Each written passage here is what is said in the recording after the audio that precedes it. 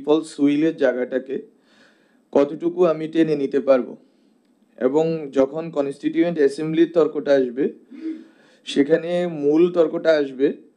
People's উইলের জায়গা থেকে ideological ফর্মুলেশনটা কি হবে এই রাষ্ট্রের। আপনি যখন 1972 সালে যেই সংবিধান প্রণীত হয়েছে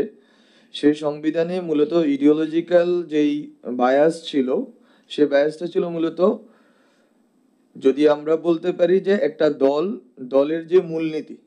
এবং সংবিধানের মূলনীতি সেম, এবং ওই দলের প্রধানের নামে এই সংবিধানের মূলনীতিগুলোকে ওই দলের প্রধানের নামে নামকরণ করা হয়েছিল মুজিবিজম আর মুজিববাদ আকারে। তাহলে ওখানে যদি ধরি ওইটা কিন্তু শ্যাটার্ড হয়ে গেছে, এবং ওই আইডিওলজিক্যাল ফর্মুলেশনসগুলোকে পুনর্গঠন এবং পুনর্নির্মাণের সম্ভাবনা তৈরি হয়েছে, এবং সম্ভাবনা তৈরি হয়েছে বলেই জনগণ একাট্টা হয়ে এটাকে টপল ডাউন করছে। ফলত এই জিনিসটা খুবই গুরুত্বপূর্ণ যে আগামীর যে রাষ্ট্র হবে, যেমন আরেকটা কথা বলি যে এখানে অনেকেই বলতেছেন যে পলিটিক্যাল পার্টিসগুলোকে এনগেজ করতে হবে, কিন্তু পলিটিক্যাল পার্টি, অন্যান্য পলিটিক্যাল পার্টিস নাম না বলি তাদের যেই আদর্শিক পরিগঠন আছে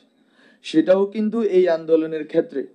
উইলের ক্ষেত্রে কোনোভাবেই প্রতিফলিত হয়নি। ফলত ওই দলগুলোরও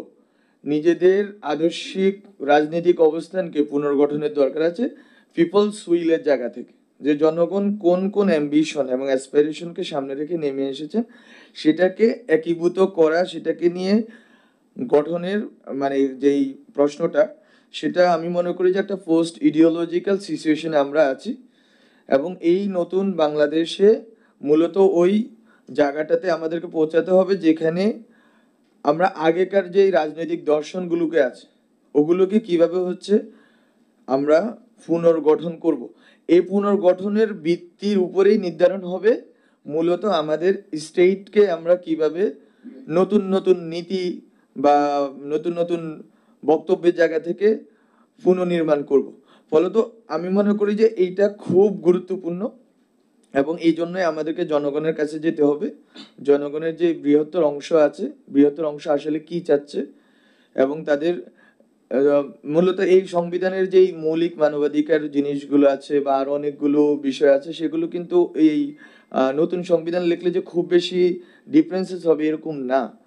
কিন্তু ডিফারেন্সেসটা হবে কোথায়? আপনারা অনেকেই বলতেছেন পুনর্লিখন করতে হবে, পুনর্লিখনটা হবে কোথায়? ইন্টারন্যাশনাল হিউম্যান রাইটস যেটা আছে এখানে অনেকগুলো কনভেনশন আছে,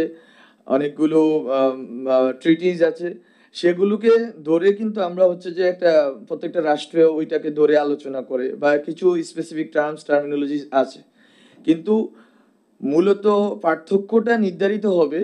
1972 সালের পিপল আর এখনকার পিপলের উইলের যে differences, at the same time খুব সতর্কভাবে ওই উইলের কন্টিনিউশনও বটে। 1971-এর যে পিপল ওনাদের উইলের সাথে তো আমাদের উইলের খুব বেশি ডিফারেন্স নেই, ওইটা একটা রাজনৈতিক দলের ভিতরে ঢুকে গেছে। সেখান থেকে বের করে 1971-এর পিপলস উইলকে আমি কিভাবে 24-এর পিপলস উইলের সাথে কানেক্ট করব, সেই রাজনৈতিক প্রস্তাবনাও আমাদের থাকতে হবে, এবং ওই রাজনৈতিক প্রস্তাবনাটাকেই কনস্টিটিউশনে ট্রান্সলেটেড করতে হবে। ফলত আমি মনে করি এটা একটা প্রক্রিয়ার বিষয়, এটা শুধুমাত্র পলিটিক্যাল পার্টিজের বিষয় না, বরং সমাজের বিভিন্ন বর্গের মানুষের গল্পগুলো শুনতে হবে, এবং এই যে স্যাক্রিফাইসটা, এই স্যাক্রিফাইসটাকে আমাদের হাজার হাজার শহীদ এবং আহত এবং ওনাদের যেই গল্পগুলো, এই গল্পগুলোকে কেন্দ্র করেই আমাদেরকে নতুন বাংলাদেশের কথাটা বলতে হবে। তো আমি মনে করি যে এইটা হচ্ছে মোটা দাগে কনস্টিটিউশন যে আলাদা হলো এবং আমাদের যে নতুন যেই জনগণ এটা যে আলাদাভাবে কনস্টিটিউয়েন্ট পাওয়ার নিয়ে আসলো, সেটার প্রতিফলন যদি সংবিধানে না থাকে তাহলে সংবিধান জাস্ট এই কয়েকটা অনুচ্ছেদ বদলে এটাকে লেখার আর দরকার নেই। বরং সংবিধান যদি লিখতে হয়, পুনর্লিখন করতে হয়, তাহলে এখনকার পিপলস উইলকে 1971-এর যে পিপলস উইল আছে, প্রক্লামেশন অফ ইন্ডিপেন্ডেন্স আছে, সেটার ধারাবাহিকতা আকারে এটাকে আমাদেরকে নিয়ে আসতে হবে, এবং ওইটার ভিতর দিয়ে আমরা মনে করি যে বাংলাদেশের জনগণ নিজেদের এখনকার যেই বাস্তবতা আছে সেই বাস্তবতায় আদর্শিক